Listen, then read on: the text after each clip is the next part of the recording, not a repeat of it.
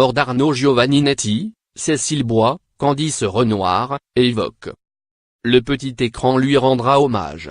Le 24 janvier 2018, Arnaud Giovanninetti s'éteignait en plongeant sa famille et ses amis dans une profonde tristesse. Vedette de Candice Renoir, son rôle dans la série lui avait valu la reconnaissance du grand public.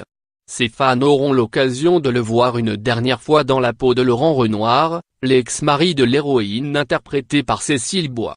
Alors que la 6e saison du show télévisé est diffusée vendredi soir sur France 2, la comédienne a en effet affirmé que son ancien partenaire de jeu apparaîtrait le temps de 2 épisodes.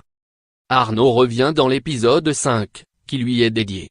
Après la douleur de l'avoir quitté, c'est le bonheur de se dire que nous allons le revoir, qu'il est là et qu'il a laissé une empreinte, a déclaré Cécile Bois au micro de Téléstar.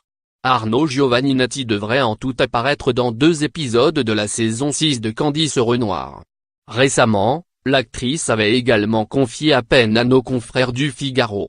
C'est la dernière chose qu'il ait tournée, donc cela me touche doublement. Son talent et l'homme qu'il était méritaient plus de bruit et plus de place. Sa disparition n'est pas juste, avait-elle déclaré. Cécile Bois avait avoué avoir vécu la disparition de son ami comme une amputation. Nous l'avions vu 2 mois avant sa disparition.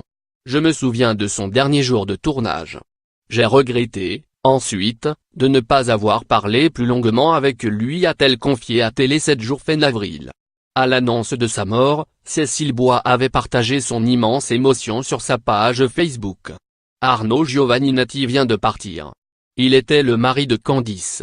Mais il était surtout quelqu'un que j'aimais beaucoup. J'ai tellement en mémoire nos moments partagés qu'il vit encore très fort en moi. Je garde tout ça au chaud même si j'ai très froid ce soir, avait-elle confié.